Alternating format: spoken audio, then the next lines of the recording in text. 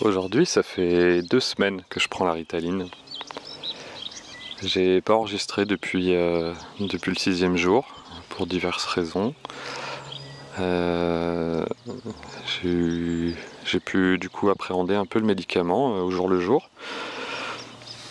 Je me suis rendu compte, par exemple, que c'était pas forcément nécessaire de prendre 3 cachets dans la journée.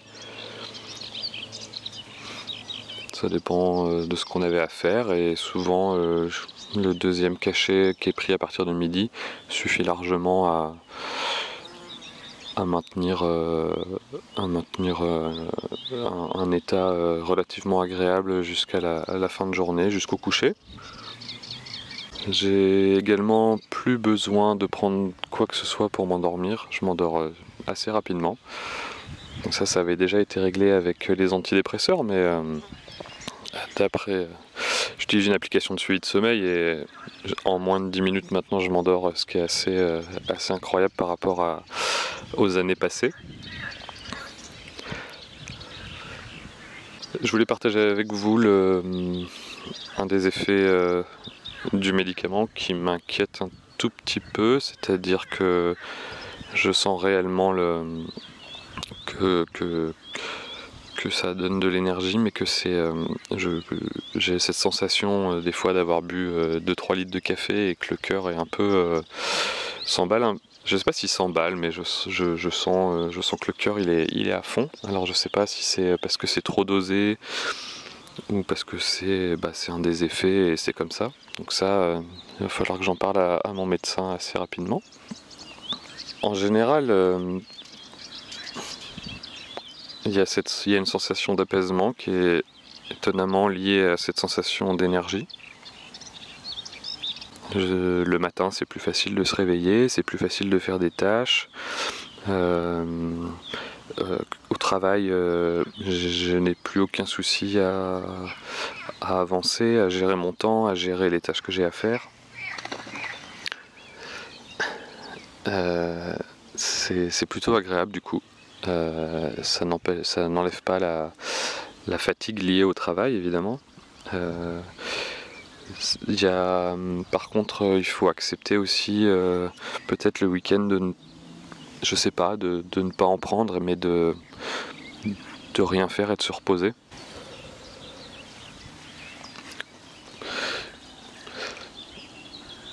Il y a eu un week-end de 3 jours dernièrement où j'étais seul à la maison et j'ai pris un cachet le matin histoire de me réveiller, de me dire que j'allais faire des trucs et en fait j'avais tout le contre-coup de la semaine, de la fatigue accumulée de la semaine sans vraiment m'en rendre compte et du coup j'ai passé en vrai 3 jours à dormir. Et c'est vraiment que au bout du 3e jour où j'ai senti que je m'étais bien reposé et le lendemain matin pour aller au travail il n'y avait aucun souci, j'étais en forme, j'avais envie d'y aller, enfin c'était plutôt agréable. Donc globalement je suis assez content de ce traitement là, à voir si on va pas passer d'un comprimé à action immédiate à quelque chose qui va être à diffusion lente au fil de la journée. Peut-être on pourra revenir sur les différents types de médications qui existent dans un autre épisode. Aujourd'hui par exemple, c'est pas un exemple d'ailleurs, je suis au bord d'un étang derrière la maison et je pense à rien d'autre que de vous parler, que d'écouter les oiseaux, les grenouilles. J'ai pu observer un ragondin qui nageait. Je suis content de le voir aujourd'hui. De temps en temps il y a des poissons qui sautent, il y a les insectes qui se réveillent. Il fait beau. Je suis content de pouvoir apprécier ces moments-là aussi. J'ai toujours eu envie d'avoir une vie... j'ai l'impression d'avoir envie d'une vie plus simple avec moins de stimuli. Et pour moi, être à la campagne, c'est ça fait partie aussi du remède, je pense. Un peu de détente naturelle. J'ai également, peut-être que je l'ai déjà dit, mais j'ai complètement arrêté de boire du café du coup depuis 2 semaines. Tout simplement parce que j'en ressens pas le besoin et je trouve que c'est pas forcément idéal de l'associer avec le médicament. Étant donné l'énergie que ça apporte, j'ai plus besoin de café pour me réveiller le matin et du coup en vrai c'est assez agréable. Le café, ça reste une drogue qui est relativement facile à arrêter, donc grâce aux médicaments, ça me permet d'arrêter et de ne pas en avoir besoin. A l'inverse, il peut arriver que les effets du médicament soient un peu trop présents et qu'il y ait une envie aussi de compenser avec des relaxants, que ce soit de l'alcool ou du tabac. Donc c'est en ça que je me dis que peut-être le dosage est un peu trop élevé pour moi, ou alors j'ai pas encore pris l'habitude d'accepter cette énergie quand j'en avais pas besoin. Peut-être il est important de se garder des tâches à faire justement quand on a cette énergie qui est là et puis il faut l'utiliser, donc ça veut dire peut-être aller plus souvent faire du yoga par exemple. Je vais essayer d'y aller 1 fois par semaine, mais peut-être que 2 ce serait bien.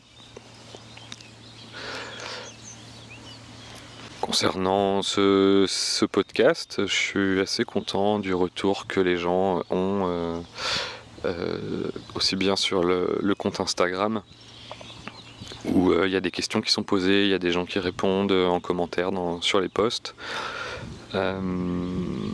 Des questions et des réponses toutes bienveillantes. Donc je suis assez content de pouvoir aider, de pouvoir permettre aux gens de trouver des réponses, de s'entraider. C'est assez satisfaisant de voir que j'ai bien fait de faire ça. Je voulais remercier aussi une auditrice qui prend de la Ritaline récemment et qui m'a partagé son ressenti de la première dose et peut-être on diffusera aussi son ressenti sur le podcast. Et si vous aussi vous avez envie de témoigner, que ce soit sur un sentiment de différence, ou vous imaginez peut-être être TDA, TDAH, ou si vous avez déjà pris de la Ritaline étant jeune, je sais que c'est beaucoup donné aux enfants, n'hésitez pas à me contacter sur Instagram, c'est ma Ritaline. Je prépare un épisode sur ce qu'est le TDAH. Ça me prend un peu plus de temps parce que je suis en train de rédiger ce que j'ai envie de vous raconter, sans dire de bêtises. Et puis j'enregistrerai ça un peu plus professionnellement à la maison avec mon micro et pas avec le dictaphone d'aujourd'hui. Je vous remercie beaucoup d'écouter. J'espère que ça permet aux gens qui me connaissent et à d'autres de comprendre les effets du médicament. Je vous remercie d'être là et puis je vous dis à très vite pour un nouvel épisode. À bientôt, merci.